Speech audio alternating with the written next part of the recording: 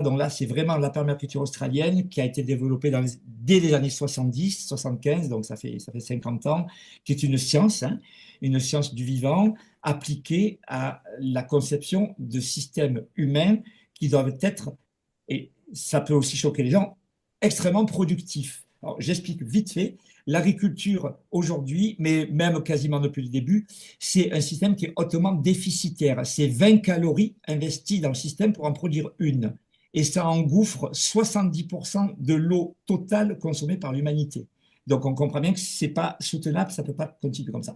Donc la permaculture est née pour répondre à ce problème-là. On veut faire des systèmes qui sont excédentaires et non pas déficitaires en énergie, qui vont produire plus d'énergie qu'ils en consomment, qui vont être enfin productifs. C'est-à-dire qu'on nous fait croire par la propagande que l'agriculture est productrice et que les autres systèmes alternatifs, c'est des babacools ou des rêveurs sympathiques. Mais en fait, c'est exactement le contraire. L'agriculture n'a jamais été productrice, c'est un gouffre énergétique, elle est déficitaire. Et pour la première fois, les permaculteurs australiens, c'est parti de la Tasmanie, ont proposé des systèmes de production excédentaires, c'est-à-dire qui produisent plus qu'ils ne consomment et qui peuvent servir aussi bien à reforester qu'à produire nos besoins vitaux, la nourriture, l'énergie, les matériaux, même l'accès à l'eau de bonne qualité pour tous, etc. Donc, c'est une science qui s'est développée, c'est une science holiste, une science des solutions. Ce qui est très intéressant, c'est qu'elle est basée sur la façon dont fonctionnent les systèmes vivants. C'est-à-dire que, au lieu, en fait, la vie, les systèmes vivants, ils ont un temps quasiment infini. La photosynthèse, ça débute il y a 2,5 milliards d'années. Et nous, l'humanité, on est tout récent. Donc évidemment que l'expérience des systèmes naturels est bien plus importante que la nôtre. Et donc la permaculture est née en se disant, bon, il se trouve que les gens avaient des connaissances à la fois biologiques, écologiques, etc. Pour ça, c'est Bill Mollison, hein, essentiellement qui est à la base, et puis David Holmgren. Bill Mollison a vécu en forêt, et c'est quand il est ressorti de sa forêt, il a passé un certain temps, hein, qu'il a dit, mais bon sang, comment ça se fait que nos systèmes humains soient déficitaires, non résilients, enfin catastrophiques, au moins de problèmes, ça ne marche pas, etc. Alors que la nature, et notamment la forêt, est non seulement hautement excédentaire en énergie, mais totalement résiliente, elle résiste au sec, elle résiste au mouillé, quelles que soient les conditions, elle est toujours stable, elle crée son propre milieu, elle a besoin de rien, c'est un système clos, elle ne laisse pas de déchets partir, elle ne pollue pas les nappes, voilà, elle crée la pluie quand elle en a besoin, etc.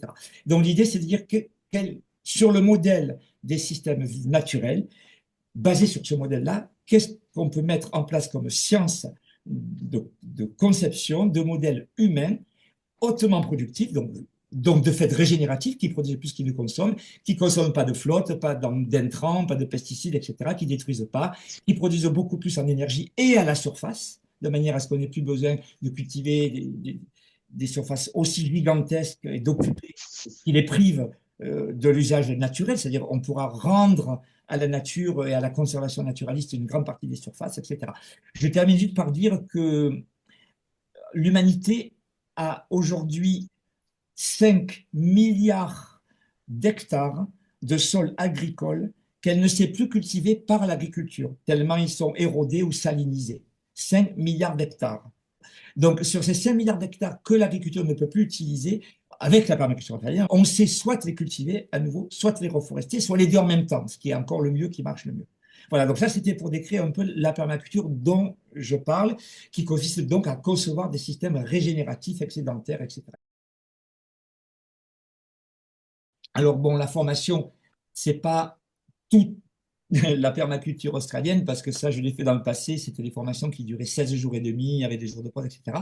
Mais là, on va se concentrer sur tout ce qui est lié à l'eau, à la perméabilité, au sol, à la fertilité, à la nutrition des racines, aux micro-organismes qui nourrissent les racines, et puis aux conditions pour que tout ça puisse fonctionner correctement, qui est avoir beaucoup de... D'abord, la première, c'est d'avoir un sol couvert, donc le mulch, et puis d'avoir une grande diversité d'espèces, y compris une grande diversité d'espèces compagnes fertilitaires, grâce auxquelles on n'aura pas besoin de fertilisants et grâce auxquelles on n'aura pas besoin non plus, on n'aura pas de problème de pucerons, de limaces, d'orifores, de ravageurs, etc.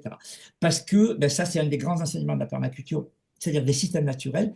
Quand un système est suffisamment diversifié et bien conçu, il est spontanément résilient. La résilience, c'est-à-dire l'autorégulation du système, est une capacité qui émerge spontanément du système quand il est suffisamment diversifié. Et c'est applicable, bien sûr, aux fruitiers, à la forêt fruitière, au système multitâche, etc. Mais nous, là, l'idée, c'est de l'appliquer déjà, on va dire, à des buts maraîchères ou des buts potagères. Alors, ça peut être à toute échelle, hein. Ça peut s'appliquer sur 10 mètres carrés, ça peut s'appliquer sur des hectares. Donc, il y aura 3 jours de théorie, entre guillemets. Alors, je mets entre guillemets théorie parce que c'est des choses quand même très concrètes sur le fonctionnement. Et on va bien sûr aller sortir, observer du sol aussi. Mais il y a quand même des bases théoriques. Alors, aussi, je précise tout de suite, il y a beaucoup de déconstruction de ce que l'on croit savoir, de ce que l'on a appris, de ce que nous apprend à la fois l'agriculture classique, l'agronomie classique, mais aussi dans les milieux alternatifs où, encore une fois, je l'ai dit, on fait beaucoup n'importe quoi. Je regarde un peu les vidéos, tout ça sur YouTube, c'est catastrophique. Donc, on déconstruit beaucoup de choses pour repartir de la façon dont fonctionnent les systèmes naturels. Comment fonctionnent les plantes, l'écologie végétale, la nutrition des racines, etc., les micro-organismes. On part vraiment de ça. Donc, c'est pas compliqué et en fait, ça donne des systèmes beaucoup plus simples à mettre en place. Et puis, le dernier jour, ben, on va faire une butte. Alors, mais on aura expliqué pour d'abord quel type de butte. Ce ne sont pas des buts comme on voit sur Internet. On ne fait pas d'inversion des horizons pédologiques. On ne va pas enfouir de la matière organique. On ne va pas mélanger la matière organique de la terre et du sol. Et on a nos horizons pédologiques qui sont respectés. Donc tout ça, bien sûr, ça sera dans l'enseignement.